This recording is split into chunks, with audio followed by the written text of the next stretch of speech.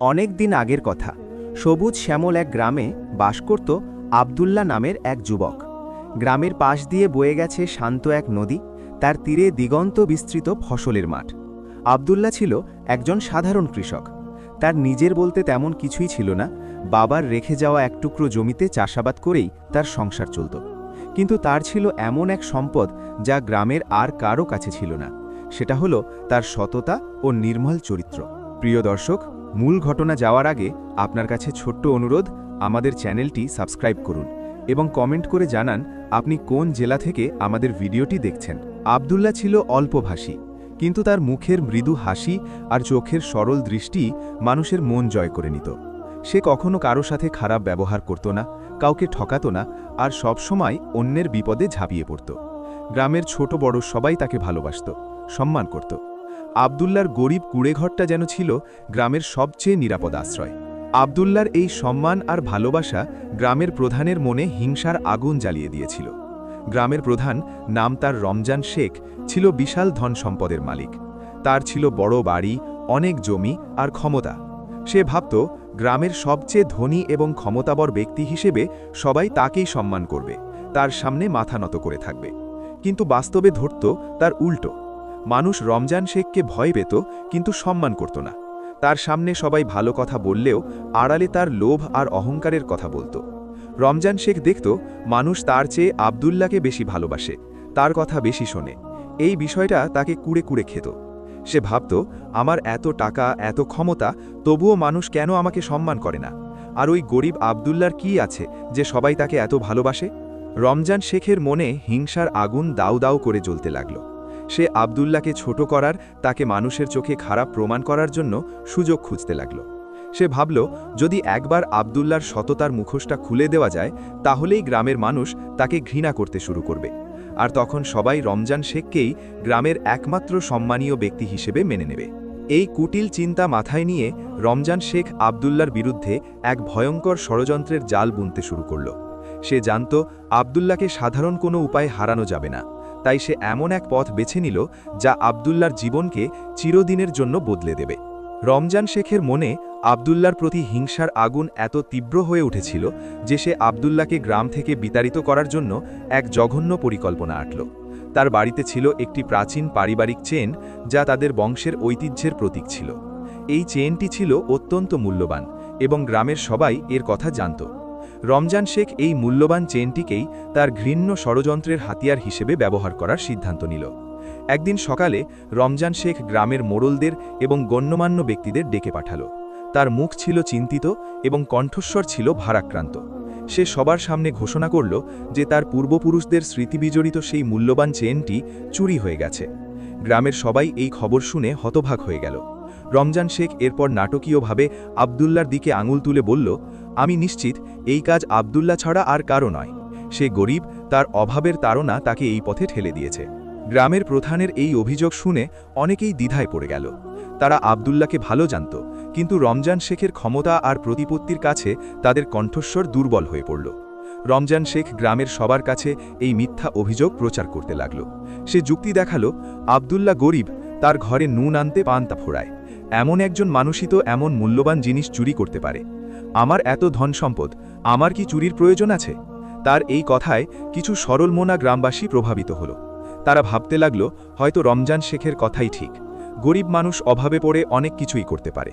আব্দুল্লাহকে যখন এই অভিযোগের কথা জানানো হলো, সে আকাশ থেকে পড়ল। তার চোখ দিয়ে অঝরে পানি ঝরতে লাগল। সে আল্লাহর কসম খেয়ে বলল যে সে নির্দোষ। কিন্তু রমজান শেখের প্রভাব এত বেশি ছিল যে কেউ তার কথা শুনতে চাইল না। রমজান শেখ গ্রামের সবাইকে আব্দুল্লার ঘর তল্লাশি করার নির্দেশ দিল। আব্দুল্লার কুড়েঘর তল্লাশি শুরু হলো। আব্দুল্লাহ জানত তার ঘরে কিছুই পাওয়া যাবে না, কারণ সে কোনো চুরি করেনি। কিন্তু রমজান শেখের পরিকল্পনা ছিল আরও গভীর। তার একজন বিশ্বস্ত গুপ্তচর, যে আব্দুল্লার প্রতি রমজান শেখের হিংসা সম্পর্কে অবগত ছিল, সে সবার অলক্ষ্যে একটি নকল চেন আব্দুল্লার ঘরের এক কোণে লুকিয়ে রেখেছিল। তল্লাশির এক পর্যায়ে সেই গুপ্তচর নাটকীয়ভাবে চেনটি আবিষ্কার করল। পেয়েছি, পেয়েছি বলে সে চিৎকার করে উঠল। চেনটি আব্দুল্লার ঘরে পাওয়া গেছে শুনে গ্রামের সবাই হতবাক হয়ে গেল। তাদের মনে আব্দুল্লার প্রতি যে বিশ্বাস ছিল তা যেন এক মুহূর্তে ভেঙে চুরমার হয়ে গেল। সবাই আব্দুল্লাহকে বাজে মন্তব্য করা শুরু করল। ছি আব্দুল্লাহ, তোমার কাছ থেকে এটা আশা করিনি। গরিব হলেও তোমার সততা ছিল, এখন সেটাও হারাবে। এমন সব কথা আব্দুল্লাহর কানে বিষের মতো বাজতে লাগল। তার মাথা নিচু হয়ে গেল লজ্জায়, অপমানে। রমজান শেখের মুখে তখন বিজয়ের হাসি। সে ভাবল, এখন আর কেউ আব্দুল্লাহকে সম্মান করবে না, সবাই আমাকেই মানবে। সে সবার সামনে ঘোষণা করল, যেহেতু আব্দুল্লাহ চুরি করেছে, তাই তাকে এই গ্রামে থাকার কোনো অধিকার নেই। তাকে এখনই গ্রাম ছেড়ে চলে যেতে হবে। আব্দুল্লাহর কোনো কথা বলার সুযোগ ছিল না। তার নির্দোষ প্রমাণ করার সব পথ বন্ধ হয়ে গিয়েছিল। চোখের জলে বুক ভাসিয়ে আব্দুল্লাহ তার প্রিয় গ্রাম ছেড়ে অজানা পথে পা বাড়াল। তার মনে শুধু একটাই ভরসা ছিল, আল্লাহ। সে জানত আল্লাহই তার একমাত্র সহায়। সে মনে মনে বলতে লাগল, হে আল্লাহ, তুমি আমার একমাত্র সহায়, তুমি আমাকে পথ দেখাও। গ্রাম থেকে বিতাড়িত হয়ে আব্দুল্লাহ যখন অজানা পথে পা বাড়াল, তখন তার মনে ছিল এক গভীর শূন্যতা। যে গ্রামকে সে নিজের জন্মভূমি, নিজের পরিবার ভেবেছিল, সেই গ্রামই তাকে মিথ্যা অপবাদে তাড়িয়ে দিল। তার চোখ দিয়ে অঝরে অশ্রু ঝরছিল, কিন্তু তার মুখে ছিল দৃঢ়তার ছাপ। সে জানত, মানুষ তাকে ভুল বুঝলেও তার সৃষ্টিকর্তা আল্লাহ তাকে কখনো ভুল বুঝবেন না। তার একমাত্র ভরসা ছিল আল্লাহর উপর। সে মনে মনে বলতে লাগল, হে আল্লাহ, তুমি আমার একমাত্র সহায়, তুমি আমাকে পথ দেখাও। আব্দুল্লাহ হাঁটতে লাগল, দিনের পর দিন, রাতের পর রাত। তার কোনো নির্দিষ্ট গন্তব্য ছিল না। সে শুধু হাঁটছিল আর আল্লাহর কাছে প্রার্থনা করছিল। পথের ক্লান্তি, ক্ষুধা, তৃষ্ণা তাকে কাবু করতে পারছিল না। তার মনে ছিল এক অদম্য বিশ্বাস যে আল্লাহ তার জন্য কোনো না কোনো পথ খুলে দেবেন। সে নির্জন পথ ধরে হাঁটছিল, যেখানে জনবসতির চিহ্ন মাত্র ছিল না। চারদিকে শুধু ধুধু প্রান্তর আর ঘন জঙ্গল। এক দুপুরে যখন সূর্য মাথার উপর গনগনে আগুন ঝরাচ্ছিল, আব্দুল্লাহ একটি খোলা প্রান্তরে এসে পৌঁছাল। হঠাৎ করে সে শুনতে পেল ঘোড়ার খুরের শব্দ। প্রথমে মৃদু, তারপর ক্রমশ তীব্র থেকে তীব্রতর। আব্দুল্লাহর বুক ধরফর করে উঠল। এই নির্জন পথে ঘোড়া সওয়ার মানেই বিপদ। তার মনে পড়ল দস্যুদের কথা, যারা পথিকদের সর্বস্ব লুটে নেয়। সে ভয়ে কুঁকড়ে গেল। তার মনে হলো হয়তো তার জীবনের শেষ মুহূর্ত ঘনিয়ে এসেছে। কিন্তু পরক্ষণেই তার মনে পড়ল আল্লাহর কথা। সে নিজেকে বোঝালো, আমি তো আল্লাহর ওপর ভরসা করেছি, তিনি আমাকে কেন বিপদে ফেলবেন। এই চিন্তা তার মনে সাহস জোগাল। সে সিদ্ধান্ত নিল, সে ভয় পাবে না, সে আল্লাহর ওপর পূর্ণ আস্থা রাখবে। সে রাস্তার একপাশে বসে পড়ল, মাথা নিচু করে আল্লাহর কাছে প্রার্থনা করতে লাগল। তার মনে কোনো দ্বিধা ছিল না, কোনো সংশয় ছিল না। সে বিশ্বাস করত, যা হওয়ার তা হবে, আর আল্লাহ যা করবেন তা ভালোর জন্যই করবেন।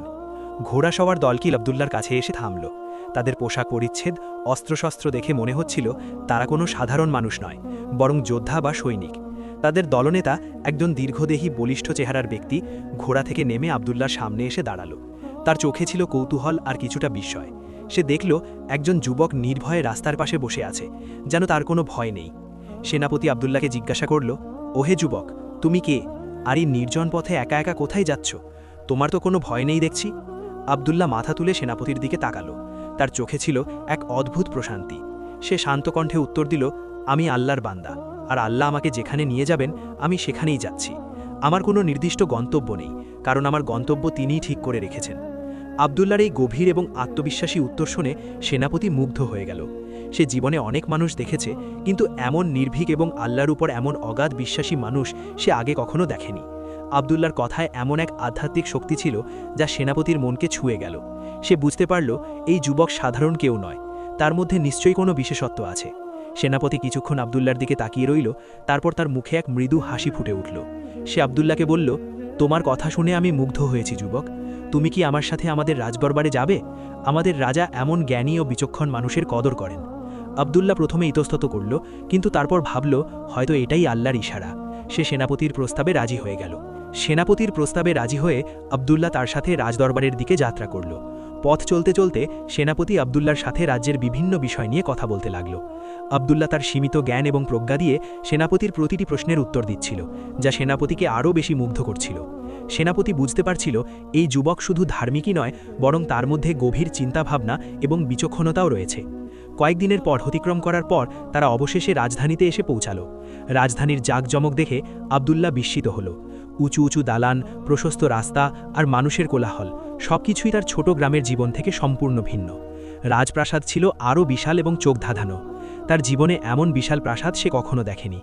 সেনাপতি আব্দুল্লাহকে নিয়ে সরাসরি রাজদরবারে প্রবেশ করল। রাজদরবার ছিল লোকে লোকারণ্য। রাজ্যের উজির, নাজির, সভাসদ এবং গণ্যমান্য ব্যক্তিরা সেখানে উপস্থিত ছিলেন। সবার দৃষ্টি ছিল আব্দুল্লাহর দিকে। তাদের চোখে ছিল কৌতূহল আর কিছুটা অবিশ্বাস। একজন সাধারণ কৃষক, যার পোশাক পরিচ্ছদ সাধারণ, তাকে কেন সেনাপতি সরাসরি রাজদরবারে নিয়ে এসেছে? রাজা তার সিংহাসনে উপবিষ্ট ছিলেন। তার মুখে ছিল গাম্ভীর্য, কিন্তু চোখে ছিল প্রজ্ঞার ছাপ। সেনাপতি রাজাকে আবদুল্লার পরিচয় দিল এবং কিভাবে তার সাথে আবদুল্লার দেখা হয়েছে সেই বর্ণনা দিল। সে আবদুল্লার নির্ভীকতা এবং আল্লাহর ওপর তার অগাধ বিশ্বাসের কথা তুলে ধরল। রাজা মনোযোগ দিয়ে সব শুনলেন। তারপর তার দৃষ্টি আবদুল্লার ওপর নিবদ্ধ হল। রাজা আবদুল্লাকে তার সামনে আসার নির্দেশ দিলেন। আবদুল্লাহ নির্ভয়ে রাজার সামনে গিয়ে দাঁড়ালো। তার মনে কোনো ভয় ছিল না, কারণ সে জানত আল্লাহ তার সাথে আছেন। রাজা কিছুক্ষণ আবদুল্লার দিকে তাকিয়ে রইলেন। তার চোখে ছিল এক গভীর অনুসন্ধান। তিনি আবদুল্লার সরলতা এবং আত্মবিশ্বাসের মিশ্রণ দেখে মুগ্ধ হলেন। রাজা তার প্রজ্ঞা যাচাই করার জন্য আবদুল্লাকে 3টি কঠিন প্রশ্ন করার সিদ্ধান্ত নিলেন। এই প্রশ্নগুলো ছিল এমন যা কেবল একজন জ্ঞানী এবং বিচক্ষণ ব্যক্তি সঠিক উত্তর দিতে পারে। রাজা গম্ভীর কণ্ঠে প্রথম প্রশ্নটি করলেন। ওহে যুবক, তুমি তো আল্লাহর ওপর অগাধ বিশ্বাস রাখো, বলো তো এই পৃথিবীর সবচেয়ে মূল্যবান জিনিস কি? কিন্তু আবদুল্লাহ কোনো দ্বিধা না করে উত্তর দিল, মহামান্য রাজা, আমার ক্ষুদ্র জ্ঞানে পৃথিবীর সবচেয়ে মূল্যবান জিনিস হল জ্ঞান ও সততা। জ্ঞান মানুষকে সঠিক পথ দেখায়, আর সততা মানুষকে মহৎ করে তোলে। এই দুটি গুণ যার মধ্যে আছে, সে পৃথিবীর সবচেয়ে ধনী ব্যক্তি। আবদুল্লার উত্তর শুনে রাজা মৃদু হাসলেন। সভাসদরা আবদুল্লার উত্তরে বিস্মিত হল। তারা এমন একটি উত্তর আশা করেনি। রাজা এবার দ্বিতীয় প্রশ্নটি করলেন। বেশ বলেছ যুবক, এবার বলো, মানুষের সবচেয়ে বড় শক্তি কি? এই প্রশ্নটিও ছিল গভীর। কেউ ভাবল শারীরিক শক্তি, কেউ ভাবল ধন সম্পদের শক্তি, আবার কেউ ভাবল ক্ষমতার শক্তি। কিন্তু আবদুল্লাহ আবারও নির্ভয়ে উত্তর দিল, মহামান্য রাজা, মানুষের সবচেয়ে বড় শক্তি হল ঈমান ও ধৈর্য। ঈমান মানুষকে আল্লাহর উপর ভরসা রাখতে শেখায়, আর ধৈর্য মানুষকে যে কোনো প্রতিকূলতা মোকাবিলা করার সাহস যোগায়। এই দুটি শক্তি যার আছে, সে পৃথিবীর যে কোনো বাধাকে অতিক্রম করতে পারে। আবদুল্লার এই উত্তর শুনে রাজা আরও বেশি মুগ্ধ হলেন। তার চোখে আবদুল্লার প্রতি শ্রদ্ধার ভাব ফুটে উঠল। সবশেষে রাজা তৃতীয় প্রশ্নটি করলেন। তোমার উত্তরগুলো সত্যিই প্রশংসনীয় যুবক। এবার আমার শেষ প্রশ্নের উত্তর দাও। বলো তো, জীবনের প্রকৃত উদ্দেশ্য কি? এই প্রশ্নটি ছিল দার্শনিক। এর উত্তর দেওয়া ছিল সবচেয়ে কঠিন। সভাসদরা এবারও চুপ করে রইল। তারা ভাবল, হয়তো আবদুল্লাহ এবার আর উত্তর দিতে পারবে না। কিন্তু আবদুল্লাহ আবারও শান্ত কণ্ঠে উত্তর দিল, মহামান্য রাজা, জীবনের প্রকৃত উদ্দেশ্য হল আল্লাহর সন্তুষ্টি অর্জন এবং মানবজাতির সেবা করা। আমরা এই পৃথিবীতে এসেছি আল্লাহর ইবাদত করার জন্য এবং তার সৃষ্টির সেবা করার জন্য। যখন আমরা এই দুটি কাজ সঠিকভাবে করি, তখনই আমাদের জীবন সার্থক হয়। আবদুল্লার 3টি প্রশ্নের উত্তর শুনে রাজদরবারে পিন পতন নীরবতা নেমে এলো। রাজা তার সিংহাসন থেকে উঠে দাঁড়ালেন এবং আবদুল্লার দিকে এগিয়ে এলেন। তিনি আবদুল্লার কাঁধে হাত রেখে বললেন, যুবক, তোমার জ্ঞান এবং প্রজ্ঞা আমাকে মুগ্ধ করেছে। তুমি সত্যি একজন অসাধারণ মানুষ। তোমার মতো একজন জ্ঞানী এবং বিচক্ষণ ব্যক্তি আমার রাজ্যে থাকা উচিত। রাজা বুঝতে পারলেন আবদুল্লাহ শুধু একজন সাধারণ কৃষক নয়, বরং তার মধ্যে রয়েছে এক অসাধারণ নেতৃত্ব গুণ এবং ন্যায়পরায়ণতা। তিনি সিদ্ধান্ত নিলেন আবদুল্লাহকে তার রাজ্যের গুরুত্বপূর্ণ পদে নিয়োগ দেবেন। এভাবেই আবদুল্লার জীবনের এক নতুন দিগন্ত উন্মোচিত হল, যা তাকে নিয়ে গেল এক অপ্রত্যাশিত উচ্চতায়। রাজা আবদুল্লার জ্ঞান ও প্রজ্ঞায় এতটাই মুগ্ধ হয়েছিলেন যে তিনি কালবিলম্ব না করে তাকে তার রাজ্যের প্রধান বিচারপতি হিসাবে নিয়োগ দিলেন। রাজদরবারের সবাই প্রথমে কিছুটা বিস্মিত হলেও আবদুল্লার দেওয়া উত্তরগুলো তাদের মনেও গভীর ছাপ ফেলেছিল। তারা বুঝতে পারছিল এই যুবক সাধারণ কেউ নয়। আবদুল্লাহকে রাজকীয় পোশাক পরানো হলো, তাকে দেওয়া হলো বিচারপতির সকল ক্ষমতা ও দায়িত্ব। আবদুল্লাহ এই নতুন দায়িত্ব সানন্দে গ্রহণ করল, কিন্তু তার মনে কোনো অহংকার জন্ম নিল না। সে জানত এই ক্ষমতা আল্লাহর দান, আর এই ক্ষমতা তাকে ব্যবহার করতে হবে ন্যায় ও ইনসাফের পথে। প্রধান বিচারপতি হিসাবে আবদুল্লার কাজ শুরু হলো। তার প্রথম কাজ ছিল রাজ্যের বিচার ব্যবস্থাকে ঢেলে সাজানো। সে দেখল রাজ্যের বিচার ব্যবস্থায় অনেক ত্রুটি রয়েছে। ধনীরা সহজেই পার পেয়ে যায়, আর গরিবরা বিচার পায় না। আবদুল্লাহ এই বৈষম্য দূর করার জন্য কঠোর পদক্ষেপ নিল। সে ঘোষণা করল তার আদালতে ধনী গরিব, উঁচু নিচু সবাই সমান। ন্যায় বিচারই হবে তার একমাত্র লক্ষ্য। আবদুল্লার প্রতিটি রায় ছিল প্রজ্ঞা, সততা এবং ন্যায়পরায়ণতার এক উজ্জ্বল দৃষ্টান্ত। সে প্রতিটি মামলার গভীরে যেত, সাক্ষ্য প্রমাণ পুঙ্খানুপুঙ্খভাবে বিশ্লেষণ করত এবং তারপর এমন রায় দিত যা সবার কাছে গ্রহণযোগ্য হতো। তার আদালতে কোনো পক্ষপাতিত্ব ছিল না, কোনো দুর্নীতি ছিল না। আবদুল্লার ন্যায় বিচারের খ্যাতি দ্রুত রাজ্যের আনাচে কানাচে ছড়িয়ে পড়ল। মানুষ দূর দূরান্ত থেকে তার আদালতে আসত বিচার চাইতে। তার প্রতিটি রায় রাজ্যের মানুষের কাছে দৃষ্টান্ত হয়ে উঠল। রাজ্যের সবাই তার ন্যায় বিচারে অবাক হতো এবং তাকে শ্রদ্ধা করত। তারা আবদুল্লাহকে শুধু একজন বিচারপতি হিসাবে দেখত না, বরং একজন পথপ্রদর্শক হিসাবে দেখত। আবদুল্লাহর বিচক্ষণতা এবং ন্যায়পরায়ণতা দেখে রাজা আরও বেশি সন্তুষ্ট হলেন। তিনি আবদুল্লাহকে তার সবচেয়ে বিশ্বস্ত পরামর্শদাতা হিসাবে গ্রহণ করলেন। রাজ্যের যে কোনো গুরুত্বপূর্ণ সিদ্ধান্তে রাজা আবদুল্লাহর মতামত নিতেন। আবদুল্লাহর পরামর্শে রাজ্য আরও সমৃদ্ধ লাভ করতে লাগল। শান্তি ও শৃঙ্খলা ফিরে এলো রাজ্যে। মানুষ সুখে শান্তিতে বসবাস করতে লাগল। কিন্তু সুখ বেশিদিন স্থায়ী হল না। কিছুকাল পর রাজা গুরুতর অসুস্থ হয়ে পড়লেন। রাজ্যের সেরা চিকিৎসকরাও তাকে সুস্থ করতে পারলেন না। রাজার অসুস্থতার খবর শুনে রাজ্যের মানুষ চিন্তিত হয়ে পড়ল। তারা জানত রাজা একজন ভালো শাসক ছিলেন, কিন্তু আবদুল্লাহর মতো একজন ন্যায়পরায়ণ ও বিচক্ষণ ব্যক্তি তাদের কাছে আরও বেশি প্রিয় হয়ে উঠেছিল। একদিন রাজা তার শেষ নিঃশ্বাস ত্যাগ করলেন। রাজ্যের আকাশে নেমে এলো শোকের ছায়া। সবাই রাজার মৃত্যুতে শোকাহত হল, কিন্তু এর সাথে সাথে রাজ্যের ভবিষ্যৎ নিয়েও প্রশ্ন দেখা দিল। কে হবে পরবর্তী রাজা? রাজার কোনো পুত্র ছিল না, তাই সিংহাসনের উত্তরাধিকারী নিয়ে এক জটিল পরিস্থিতি তৈরি হল। রাজ্যের সভাসদ এবং গণ্যমান্য ব্যক্তিরা একত্রিত হলেন পরবর্তী রাজা নির্বাচনের জন্য। অনেকেই নিজেদের মধ্যে আলোচনা করতে লাগল। কেউ কেউ নিজেদের দাবি পেশ করল, আবার কেউ কেউ নিজেদের পছন্দের প্রার্থীর নাম প্রস্তাব করল। কিন্তু সবার মনেই ছিল এক প্রশ্ন, কে হবে সেই ব্যক্তি যে এই বিশাল রাজ্যের ভার বহন করতে পারবে? কে হবে সেই ব্যক্তি যে রাজার মতো ন্যায় ও ইনসাফের সাথে রাজ্য পরিচালনা করতে পারবে? ঠিক তখনই একজন বয়স্ক সভাসদ উঠে দাঁড়ালেন। তিনি বললেন, আমরা কেন এত চিন্তা করছি? আমাদের সামনেই তো আছেন এমন একজন ব্যক্তি যিনি জ্ঞান, প্রজ্ঞা, সততা এবং ন্যায়পরায়ণতার এক উজ্জ্বল দৃষ্টান্ত। তিনি আমাদের প্রধান বিচারপতি আবদুল্লাহ। তার কথা শুনে সবাই আবদুল্লাহর দিকে তাকালো। তাদের মনে পড়ল আবদুল্লাহর প্রতিটি ন্যায় বিচারের কথা, তার বিচক্ষণতার কথা আর তার সততার কথা। সবাই একমত হল। তারা বুঝতে পারল আবদুল্লাহই তাদের জন্য সবচেয়ে যোগ্য শাসক। আবদুল্লাহকে রাজা হিসেবে গ্রহণ করার জন্য রাজ্যের জনগণও স্বতঃস্ফূর্তভাবে সমর্থন জানালো। তারা আবদুল্লাহকে শুধু একজন বিচারপতি হিসেবে দেখত না, বরং একজন ত্রাণকর্তা হিসেবে দেখত। আবদুল্লাহকে সিংহাসনে বসানো হলো। এভাবেই একজন গরিব কৃষক যে মিথ্যে অপবাদে গ্রাম থেকে বিতাড়িত হয়েছিল, সে তার সততা, ধৈর্য এবং আল্লাহর উপর অগাধ বিশ্বাসের জোরে এক বিশাল রাজ্যের রাজা হয়ে উঠল। তার এই উত্থান ছিল হালাল রিজিকের বরকতের এক জীবন্ত প্রমাণ। আবদুল্লাহর রাজত্বকালে রাজ্য আরও সমৃদ্ধি লাভ করল। তার ন্যায় ও ইনসাফের শাসন প্রজাদের মনে শান্তি এনে দিল। আবদুল্লাহ রাজা হিসেবে তার রাজ্যকে ন্যায় ও ইনসাফের সাথে পরিচালনা করতে লাগলেন। তার শাসনামলে রাজ্যের প্রতিটি কোণায় শান্তি ও সমৃদ্ধি ফিরে এলো। প্রজারা সুখে শান্তিতে বসবাস করতে লাগল। আবদুল্লাহর রাজত্ব ছিল এক নতুন যুগের সূচনা। তিনি শুধু একজন শাসক ছিলেন না, ছিলেন একজন পথপ্রদর্শক, একজন অভিভাবক। তার প্রজ্ঞা, সততা এবং ন্যায়পরায়ণতা তাকে প্রজাদের হৃদয়ে এক বিশেষ স্থান করে দিয়েছিল। একদিন আবদুল্লাহ তার বিশাল প্রাসাদের ছাদে দাঁড়িয়ে তার সুন্দর শহর দেখছিলেন। সূর্য তখন অস্তাচলে। তার রক্তিম আভা শহরের অট্টালিকাগুলোতে এক মায়াবী আবেশ তৈরি করেছে। তিনি ভাবছিলেন কিভাবে একজন সাধারণ কৃষক যে মিথ্যে অপবাদে গ্রাম থেকে বিতাড়িত হয়েছিল, সে আজ এক বিশাল রাজ্যের রাজা। এটা কেবল আল্লাহর অশেষ রহমত আর হালাল রিজিকের বরকত ছাড়া আর কিছুই নয়। হঠাৎ তার দৃষ্টি পড়ল শহরের প্রধান সড়কের দিকে। সে দেখতে পেল একজন বৃদ্ধ জীর্ণশীর্ণ ভিক্ষুক লাঠিতে ভর দিয়ে খুঁড়িয়ে খুঁড়িয়ে হেঁটে যাচ্ছে। তার পোশাক ছিল ছেঁড়া ফাটা, শরীর ছিল দুর্বল। ভিক্ষুকটির চেহারায় ছিল এক গভীর বিষাদের ছাপ। আবদুল্লাহর মন কেন জানি অস্থির হয়ে উঠল। সে ভিক্ষুকটির দিকে আরও মনোযোগ দিয়ে তাকালো। তার মনে হলো এই চেহারাটা যেন তার খুব চেনা। আবদুল্লাহর চোখ দুটি চিকচিক করে উঠল।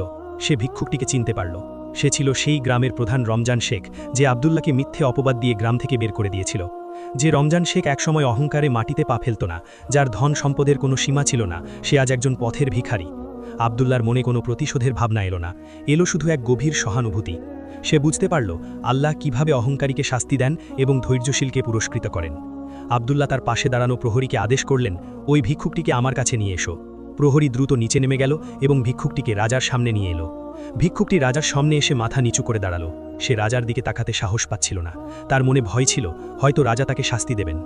আবদুল্লাহ শান্ত কণ্ঠে বললেন, মাথা তোলো হে পথিক। ভিক্ষুকটি ধীরে ধীরে মাথা তুলল। রাজার দিকে তাকিয়ে সে অবাক হয়ে গেল। তার চোখ দুটি বিস্ফারিত হয়ে উঠল।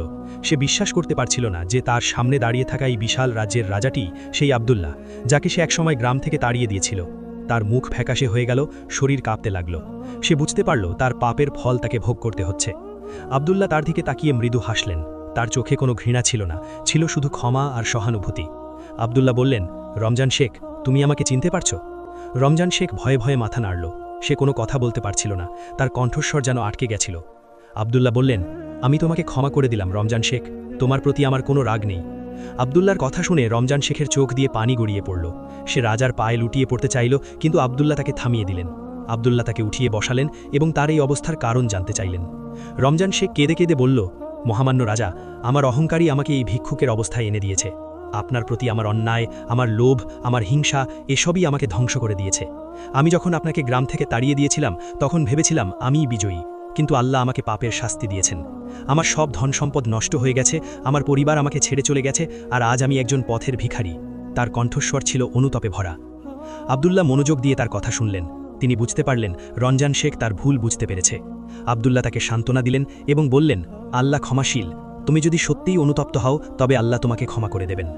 আব্দুল্লাহ এরপর রমজান শেখকে অনেকগুলো মোহর দান করলেন এবং তাকে নতুন করে জীবন শুরু করার সুযোগ দিলেন। আব্দুল্লাহ শুধু রমজান শেখকে ক্ষমা করেই ক্ষান্ত হলেন না, তিনি তার সাথে তার পুরনো গ্রামে ফিরে গেলেন। গ্রামের মানুষ আব্দুল্লাহকে দেখে লজ্জিত হল। তারা তাদের ভুল বুঝতে পারল।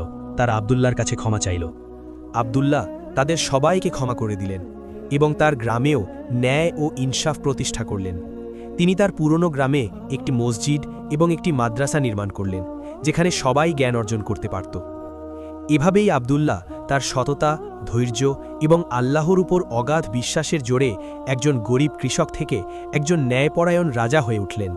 তার জীবন ছিল হালাল রিজিকের বরকতের এক জীবন্ত প্রমাণ। তিনি প্রমাণ করে দিলেন যে সততা এবং আল্লাহর উপর ভরসা রাখলে যে কোনো প্রতিকূলতা অতিক্রম করা যায় এবং শেষ পর্যন্ত সফলতা আসে, আর অহংকার এবং অন্যায় মানুষকে ধ্বংসের দিকে নিয়ে যায়। আব্দুল্লাহর গল্প প্রজন্মের পর প্রজন্ম ধরে মানুষের মুখে মুখে ফিরতে লাগল, যা মানুষকে সততা, ধৈর্য এবং আল্লাহর উপর ভরসা রাখার অনুপ্রেরণা যোগাত। আব্দুল্লাহর জীবন আমাদের শেখায় যে সততা এবং ধৈর্য মানব জীবনের সবচেয়ে বড় সম্পদ। আব্দুল্লাহ গরিব হলেও তার সততা তাকে সমাজের চোখে সম্মানিত করেছিল। যখন সে মিথ্যা অপবাদের শিকার হয়ে গ্রাম থেকে বিতাড়িত হয়েছিল, তখনও সে ধৈর্য হারায়নি, বরং আল্লাহর উপর পূর্ণ ভরসা রেখেছিল। এই ধৈর্য এবং সততাই তাকে এক অপ্রত্যাশিত উচ্চতায় পৌঁছে দিয়েছিল। তার এই উত্থান প্রমাণ করে যে সৎ পথে থাকলে আল্লাহ অবশ্যই তার বান্দাকে সাহায্য করেন এবং তাকে এমন প্রতিদান দেন যা সে কখনো কল্পনাও করতে পারে না। জীবনের কঠিন সময় যখন সব পথ বন্ধ মনে হয়, তখন আল্লাহর উপর ভরসা রেখে ধৈর্য ধারণ করাই সাফল্যের চাবিকাঠি।